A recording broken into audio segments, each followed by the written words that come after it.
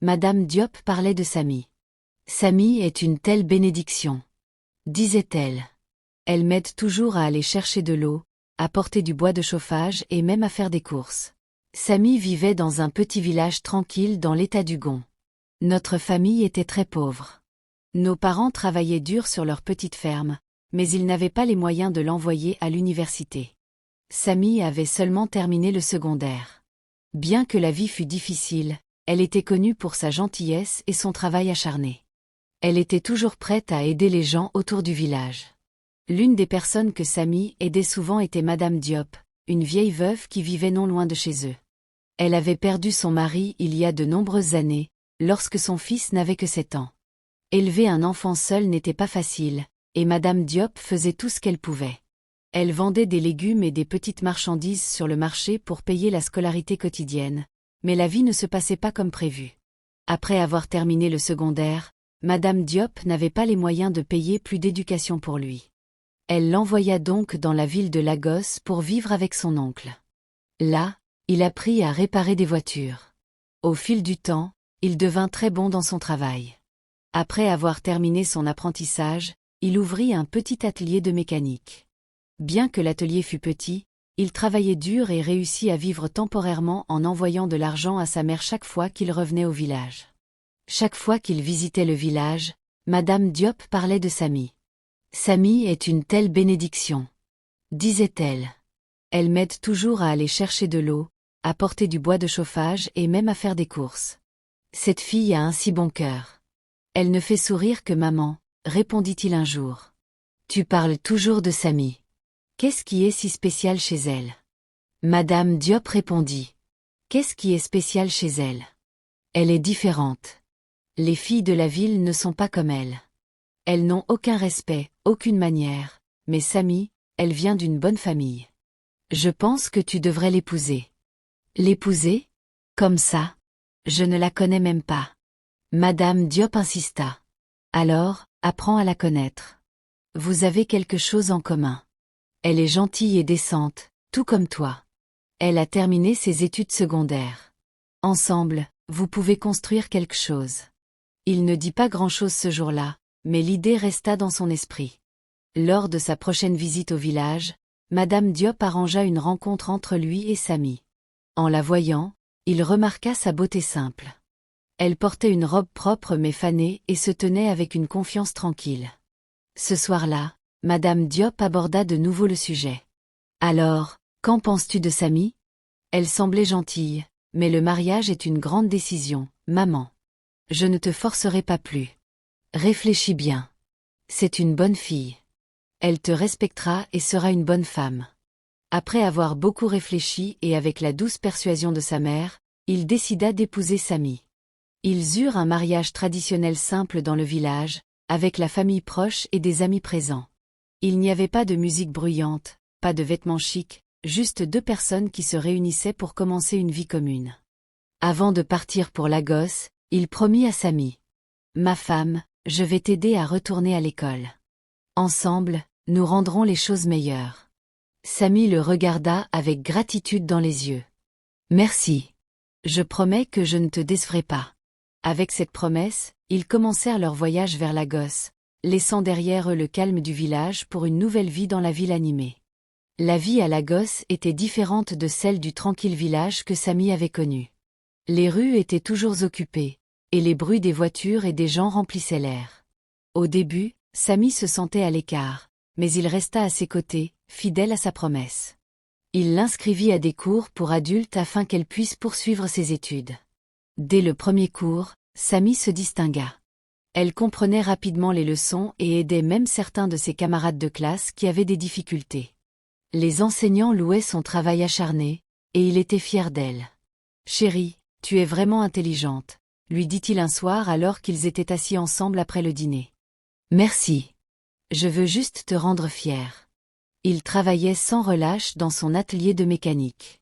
Ses mains étaient rugueuses à force de réparer des voitures toute la journée, mais cela ne le dérangeait pas. Il voulait donner à Samy la chance de réaliser ses rêves. Samy, de son côté, s'assurait de bien s'occuper de son mari. Chaque matin, avant de se rendre en cours, Elle lui préparait à manger et parfois lui apportait de la nourriture à l'atelier pendant ses pauses déjeuner. Les clients et les voisins remarquaient souvent leur gentillesse. La suite de l'histoire évoque des changements dans leur relation, où Samy s'éloigne peu à peu de la personne qu'elle était. Si vous voulez connaître la suite, abonnez-vous et laissez un commentaire pour la prochaine partie. Après plusieurs années à Lagos, la vie de Simi et d'elle prit un tournant inattendu. Simi, grâce à son assiduité et au soutien inébranlable de son mari, réussit brillamment ses études et décrocha un poste dans une grande entreprise. Sa transformation fut spectaculaire. Elle était désormais une femme instruite, indépendante et respectée. Mais ce changement eut des répercussions sur son mariage. Avec son nouveau travail, Simi commença à fréquenter des cercles sociaux différents. Elle côtoyait désormais des collègues issus de milieux plus aisés, qui avaient une vision de la vie bien différente de celle de Del. Peu à peu, elle changea son apparence, son comportement et son discours. Del, lui, continua à travailler dur dans son modeste atelier, satisfait de voir sa femme évoluer, mais inquiet de la distance grandissante entre eux.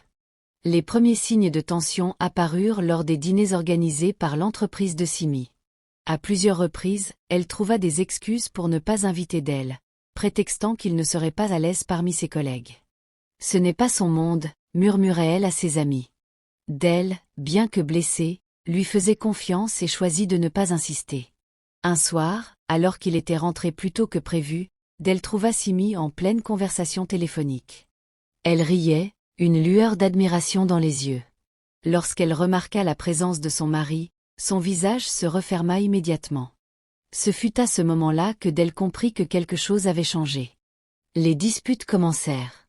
Simi, qui autrefois respectait et admirait son mari, commença à le mépriser ouvertement. « Tu ne comprends rien à mon monde, Del, lui lança-t-elle un soir. Je suis fatiguée de cette vie simpliste. Un jour, alors que Del se rendait au bureau de sa femme pour lui faire une surprise, il la surprit en train de déjeuner avec un de ses collègues, un homme élégant et bien habillé. Le regard qu'ils échangeaient était révélateur. Del sentit son cœur se serrer, mais il garda son calme et rentra sans rien dire. Les jours suivants, Simi devint encore plus distante. Puis, un soir, elle lui annonça froidement. « Del, je pense que nous devrions faire une pause. J'ai besoin de temps pour réfléchir. » Del, dévasté, ne prononça pas un mot. Il regarda simplement la femme qu'il avait tant aimée, celle pour qui il avait sacrifié tant de choses, s'éloigner de lui. Mais ce qui allait se passer ensuite allait choquer tout le monde. Un matin, alors qu'il ouvrait son atelier, Del reçut une lettre d'un cabinet d'avocats. Simi demandait officiellement le divorce. Il sentit une douleur sourde lui transpercer la poitrine, mais il savait qu'il devait rester fort. Il signa les papiers sans un mot. Les mois passèrent, et malgré la douleur, Del se concentra sur son travail. Son atelier prospérait, et il gagna en notoriété. Un jour, une grande entreprise automobile lui proposa un partenariat. Del, autrefois méprisé par sa propre femme, devenait un homme d'affaires respecté. Pendant ce temps, Simi, elle, découvrit que la vie qu'elle avait tant désirée n'était pas aussi parfaite qu'elle l'avait imaginée. Les collègues qu'elle admirait n'étaient pas des amis, et l'homme avec qui elle s'était rapprochée la laissa tomber dès qu'il trouva mieux. Seule, elle repensa à son passé et au sacrifice de Del. Un soir, elle se présenta devant l'atelier de Del, hésitante. « Del » murmura-t-elle. Il leva les yeux vers elle, impassible. « Simi, qu'est-ce que tu veux ?» Elle baissa la tête, les larmes aux yeux. « J'ai fait une erreur. Je veux rentrer à la maison. » Del la fixa un instant, puis esquissa un sourire triste. « Simi, cette maison n'existe plus. Je te souhaite bonne chance. » Et sur ces mots, il retourna à son travail, laissant Simi seule avec ses regrets. Mais l'histoire ne s'arrête pas là. Quelques mois plus tard, un projet de réhabilitation communautaire fut lancé dans leur village natal. Del, devenu un entrepreneur influent, en fut l'un des principaux investisseurs. Simi, cherchant à se reconstruire, postula pour y travailler, sans savoir que Del était derrière cette initiative. Le destin les avait réunis de nouveau, mais cette fois, les rôles étaient inversés. Simi devait-elle affronter son passé et saisir une seconde chance, ou accepter les conséquences de ses choix passés? Une deuxième chance ou une leçon définitive? Les jours passaient, et Simi s'efforçait de se faire accepter dans ce projet communautaire. Elle mettait tout son cœur dans son travail, espérant secrètement que Del remarque son implication. Del, lui, l'observait de loin sans jamais l'approcher. Il voyait son dévouement mais restait sur ses gardes. Il savait qu'il n'était plus l'homme naïf d'autrefois. Un jour, lors d'une réunion du projet, Del et Simi se retrouvèrent enfin face à face. L'atmosphère était tendue. Tous les regards étaient braqués sur eux. Simi prit son courage à deux mains. Del, je sais que j'ai fait des erreurs. Mais je suis prête à prouver que j'ai changé. Del croisa les bras et la fixa. Prouver? Simi, certaines erreurs ne s'effacent pas avec des mots. Le silence pesa lourdement dans la pièce. Mais au fil des semaines, Simi continua à travailler sans relâche, aidant les habitants du village, mettant à profit ses compétences et son éducation pour améliorer les conditions de vie de la communauté. Peu à peu, Del vit qu'elle ne cherchait pas seulement son pardon, mais qu'elle voulait réellement faire une différence. Un soir, alors que Simi terminait une réunion tardive, Del s'approcha d'elle. « Je vois que tu as changé. Mais ce que je ressens, je ne peux pas le forcer. » Simi baissa les yeux. « Je comprends. Mais quoi qu'il arrive, merci de m'avoir donné une nouvelle chance d'être utile. » Del acquiesça, et pour la première fois depuis des années, il lui offrit un sourire sincère. Peut-être que le destin leur réservait encore des surprises. Ou peut-être que certaines blessures ne guérissent jamais complètement.